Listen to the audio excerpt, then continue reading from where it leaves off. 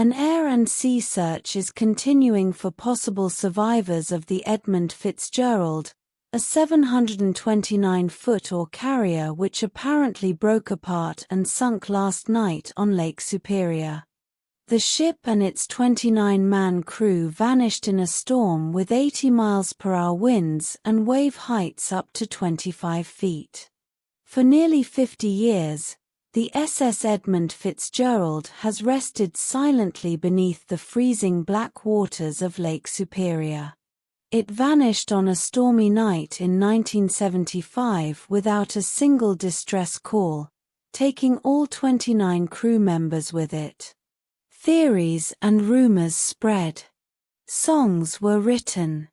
And the lake, like the wreck, refused to give up its secrets.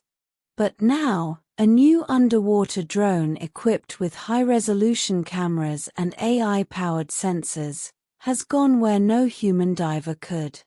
And look at that. It's just totally completely shredded and mangled. Yeah, it's like no man's land. I didn't realize just how severe the damage was in between the two sections. What it recorded stunned engineers, silenced skeptics, and left even seasoned investigators shaken. This was not just a shipwreck. This was something far worse. The footage finally answers what happened that night. But the most terrifying part is not what we saw through the drone. It's what we realized about human failure. The pride of the American side. The SS Edmund Fitzgerald was not just another freighter. At the time of its launch on June 8, 1958, it was the largest ship on North America's Great Lakes.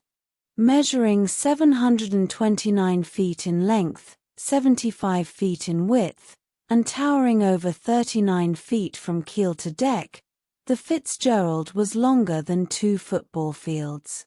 It had a cargo capacity of 26,000 tons, which allowed it to move enough iron ore in one trip to build an entire skyscraper. Beyond size, it boasted some of the most advanced engineering for its time. Radar systems, powerful twin diesel engines, and automated cargo hold systems. It could operate in extremely cold temperatures and was built to slice through ice-laden waters. Many believed that it was unsinkable. But why were so many so sure of this? And what was missed that caused this belief to be shattered? Commissioned by Northwestern Mutual Life Insurance Company as an investment and leased to Ogle Bay Norton Corporation for operations, the Fitzgerald quickly became the face of Great Lakes shipping. Company executives were proud of what it represented: speed, reliability, and overwhelming industrial capacity. The ship moved taconite pellets from mines in Duff, Minnesota down through Lake Superior to ports like Detroit and Toledo, powering America's post-war steel demand. Unlike most freighters, the Fitzgerald was equipped with a luxurious crew lounge, a state-of-the-art galley, and even a steward assigned to cater to guests. It frequently carried VIPs from the insurance company and their families, turning routine industrial voyages into floating corporate retreats. Children visited it on school tours. Dock workers paused to watch it load and unload. Local newspapers covered its every record-breaking haul. Among sailors, it had a reputation for staying ahead of schedule and navigating rough weather with barely a tremor. But behind the legend were hidden concerns. Its massive hatches were clamped manually, requiring up to 2 men and hours of physical labor to secure them all. There were no flood sensors in the cargo hold, no alarms to signal a breach.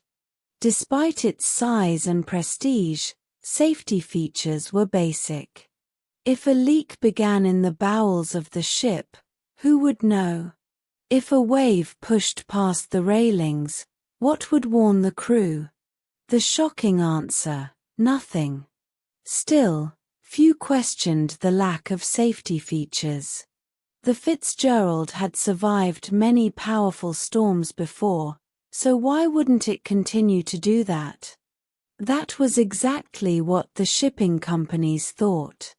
Confidence in the Fitzgerald's size and past performance became a substitute for real safety upgrades.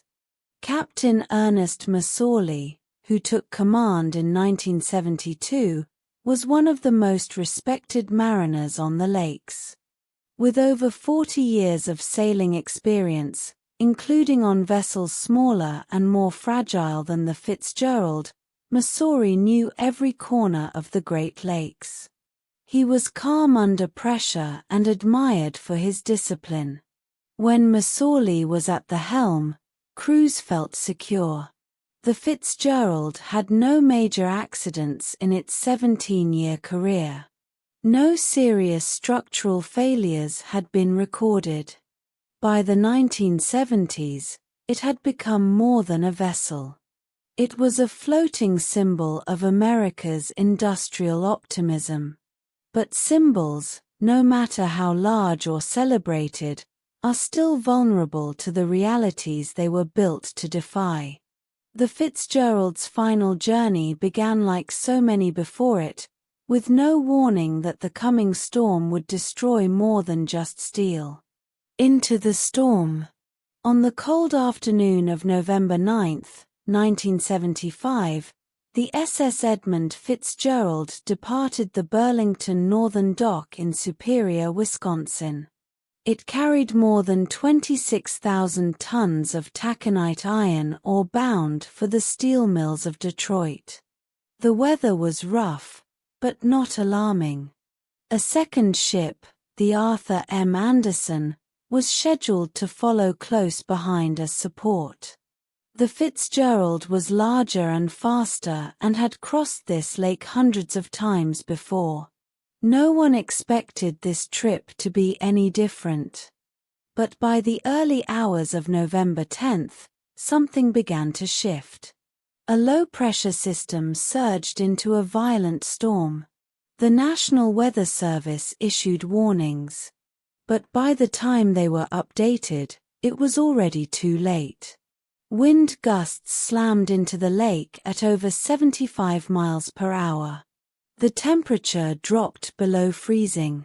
Towering rogue waves formed in all directions, some over 25 feet high. The surface of Lake Superior turned into a black wall of chaos.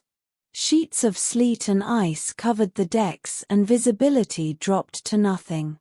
Sometime in the morning, the Fitzgerald's radar failed. It went blind. Captain Macaulay now had to rely entirely on the Anderson to guide him, which was difficult in weather this extreme. Around 3:30 p.m., the Fitzgerald reported damage.